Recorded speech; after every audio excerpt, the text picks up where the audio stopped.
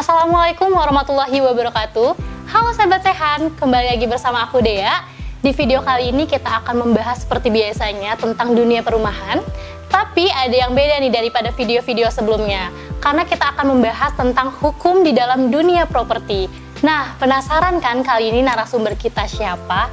Di samping aku sudah ada narasumber kita, yaitu Bapak Edi Rifai. Beliau ini adalah Ketua Program Magister Universitas Lampung. Buat yang penasaran, tetap tonton terus di channel kita.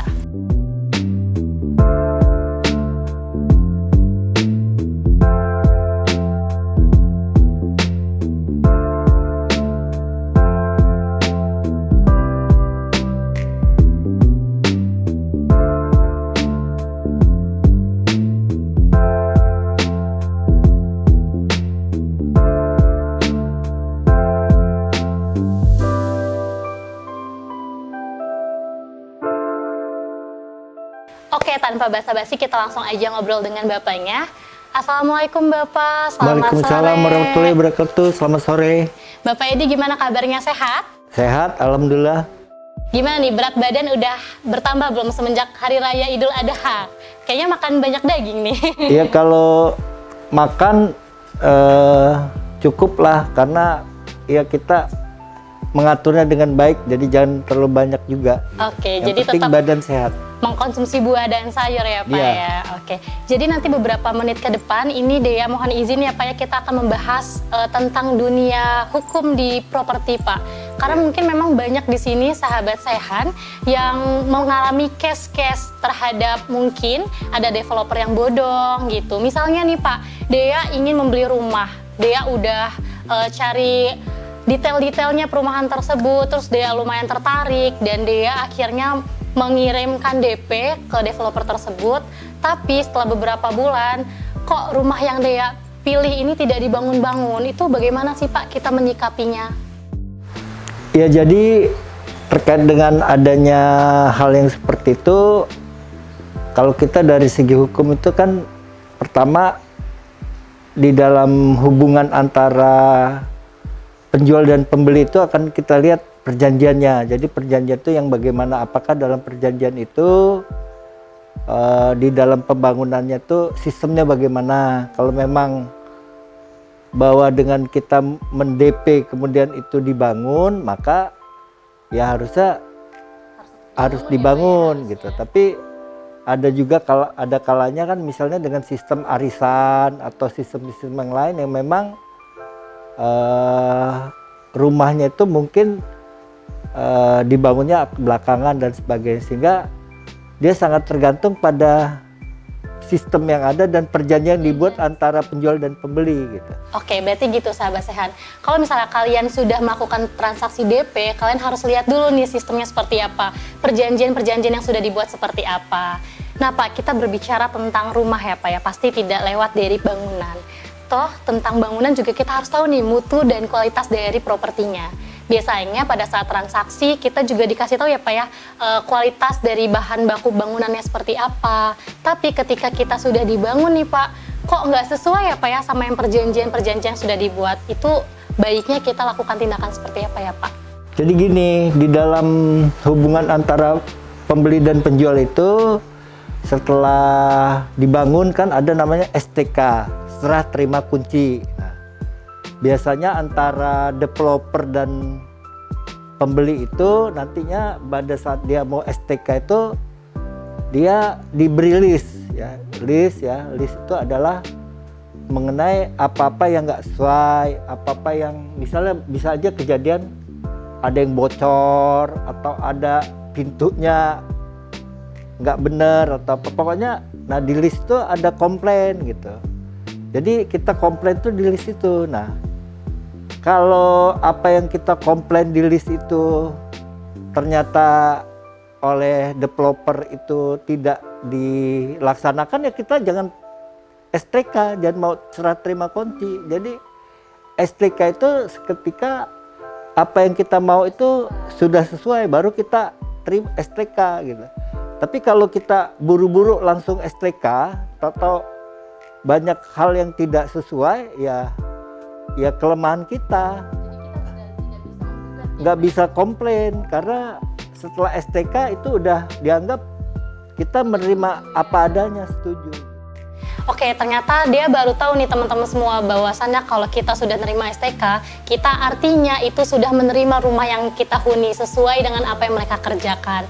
Jadi saran buat kalian semua, jika kalian belum tahu detail rumah kalian seperti apa, jangan langsung menerima STK ya Pak ya, seperti itu. Nah Pak, kita berbicara tentang rumah KPR.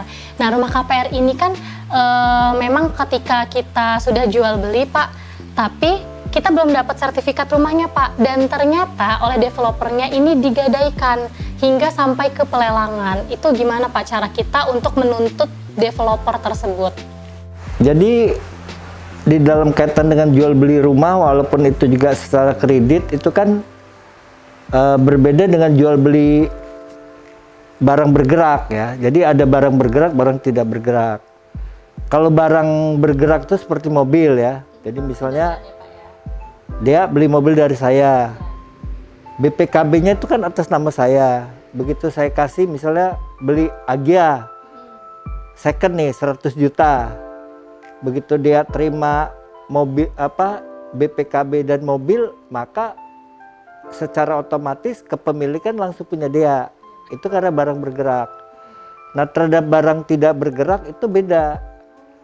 Jadi begitu jual beli dalam bentuk tadi barang tanah atau rumah itu, dia baru bisa menjadi milik dia tatkala pemilik itu nama di sertifikat itu nama dia gitu. Jadi kalau ternyata setelah kita lunas dan itu sertifikatnya mungkin digadaikan dan sebagainya, itu tindak pidana penggelapan si developernya itu. Jadi kalau memang kita sudah lunas, kita mau tuntut orang tersebut bisa ya Pak ya? Nah cuman yang jadi perhatian adalah kalau ternyata yang melakukan itu bank, ada juga. Jadi kan dalam hal ini biasa developer itu sudah menjualnya ke bank. Nah sertifikat itu ada di bank. Nah kadang-kala ini kan ya kalau sekarang mudah-mudahan nggak lagi. Kalau dulu-dulu ya banyak bank juga yang nakal, yang dia ngambil dulu kan ada kredit BLBI dan sebagainya itu, sehingga kepemilikan tuh barang itu menjadi diagunkan ke bank lain atau apa gitu. Nah itu rumit kalau udah seperti itu.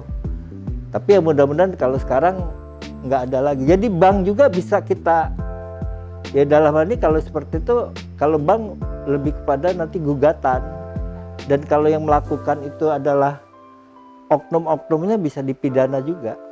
Oh seperti itu. Jadi kalau kita mau beli rumah, lihatnya ke Bang Jono ya Pak ya, biar langsung lunas sama Bang Jono. Jangan ke bank-bank lain seperti itu. Oke Pak, jadi memang banyak banget dari sahabat-sahabat Saihan ini banyak case-case yang mereka alami. Salah satu contohnya mereka ini adalah rumah subsidi. Rumah subsidi itu kan memang teruntuk masyarakat yang kurang mampu ya Pak ya. Tapi ada kendala nih Pak di UMKM yang memang tidak memiliki izin usaha. Itu kita bisa nggak sih Pak sebagai warga negara Indonesia yang baik, bisa nggak sih kita menuntut hak kita Pak? Ya sebenarnya di dalam kaitan dengan rumah bersubsidi itu adalah hak dari semua masyarakat. Cuman kan di dalam penyelenggaraan itu dia ada developer, ada bank gitu. Nah, pada waktu masyarakat mengajukan ke bank ini kan kadang-kadang dia mau pengen mudahnya. Iya. Jadi misalnya dia memang mengutamakan karyawan yang punya kantor gitu. Jadi jelas kantornya, jelas penghasilannya. Nah dengan yang jelas itu bank ya langsung dia bisa memberikan KPR kreditnya gitu. Nah bagi pekerja lepas yang kantornya nggak jelas, misal tukang ojek dan sebagainya, ya dalam ini bank mikir ini gimana nanti nyicilnya gitu ya, Pak, dan sebagainya, itu kan nanti akan berjalan bank. Tapi sebenarnya setelah saya baca dari kebijakan Bank Indonesia, itu pekerja lepas juga punya hak untuk bisa kredit ke bank. Tapi akan dipertimbangkan matang-matang oleh bank, beda dengan yang sudah ada kantor apa dan sebagainya ya, gitu. Jadi dia akan mempertimbangkan pertama penghasilan yang dia tuh penghasilannya jelas nggak gitu. Dia harus, jadi dalam proposal kita itu harus menampilkan bahwa penghasilan kita itu dalam sebulan akan segini gitu. Nah kedua, dia akan melihat juga kredit yang kita ajukan layak nggak. Nah misalnya gaji, kalau dia menyatakan bahwa dalam sebulan dia bisa 5 juta gitu. Nah itu harus diselaraskan bisa juga. Harus kredit itu 30% dari penghasilan kita. Jadi kita bisa menampilkan bahwa untuk 30% dari penghasilan kita itu bisa untuk bayar bank. Nah ketiga adalah kelayakan dari rumah yang akan kita beli itu. Jadi jangan sampai penghasilan kita cuma 3 juta misalnya, kita mau ngambil kredit sampai 500 juta dan sebagainya, itu yang nggak akan diberi gitu. Jadi dengan pertimbangan-pertimbangan tadi, bagi pekerja lepas juga dipertimbangkan. Cuman nggak beda dengan yang sudah ada pekerjaannya pekerja tetap itu penghasilannya, bank akan lebih milih mereka. Ya, akan dipercepat dan dipermudah ya. Iya. Jadi seperti itu sahabat sehan, kalau misalnya kalian nih UMKM yang masih kecil itu memang bisa, tapi lebih dipertimbangkan kembali ya. Yang pertama dilihat dulu penghasilannya, kemudian yang kedua kalian dilihat dulu per bulannya kalian mau bayar kreditnya berapa, dan yang ketiga adalah jenis rumahnya. Kan tidak mungkin misalnya gaji kalian itu per bulannya 3 juta tapi kalian ngambil rumah yang seharga 500 juta. Seperti itu ya Pak ya. Teman-teman sehan pasti sama nih kayak aku ngerasain, pingin banget punya rumah tapi gaji masih di bawah 2 juta, bahkan penghasilan juga nggak menentu. Gimana ya caranya bisa dapat rumah hunian yang layak? Mari kita tanya langsung ke pakar hukumnya. Bapak Edi, mungkin kalau misalnya kayak Dea nih atau teman-teman yang lainnya ingin punya rumah tapi penghasilannya masih di bawah 2 juta. Dan pada kenyataannya kita pun kalau mengajukan ke bank itu jarang sekali di ACC. Itu solusinya gimana ya Pak? Ya jadi kan tadi sudah saya sampaikan bahwa sekarang ini kebijakan Bank Indonesia terhadap pekerja lepas walaupun dia tidak punya kantor tetap, atau juga pekerja-pekerja yang gajinya ya sekitar 2 juta ke bawah, gaji kecil lah katanya dikatakan, itu tetap bisa mengajukan proposal ke bank. Tapi bank kan tuh memperhatikan 3 itu. Pertama dari segi apakah gajinya itu bisa nggak dia bayar kreditnya. Kemudian juga mempertimbangkan bahwa kredit rumah itu harus minimal 30% gitu. Jadi kalau 2 juta itu dia harus 600.000. Nah sekarang kan pertanyaannya 600.000 itu bayar ke developer kan, ya siapa yang developer sanggup 600.000 kan? Benar sih Pak. Nggak ada, karena minimal 1 jutaan. Nah, padahal kalau 1 juta nggak masuk karena bank menentukan 30% tadi. Nah ketiga yaitu tadi jenis rumahnya itu yang bisa untuk menyicil 600.000 per bulan itu apakah ada. Nah kalau ada seperti itu baru bank ngasih KPR-nya. Tapi kalau itu nggak ada ya bank nggak akan meng-ACC ya Pak ya. Nah jadi kalau saran saya sebenarnya seperti kan di Unila itu umumnya honorer itu yang kontrak itu cuma 1.800.000. Nah itu di bawah 2 juta. Itu kalau dia mau tadi yang minimal 1 juta aja dia udah nggak boleh, nggak bisa gitu. Nah jadi harusnya kayak Unila itu kerjasama dengan pengembang-pengembang sehingga bagaimana seorang yang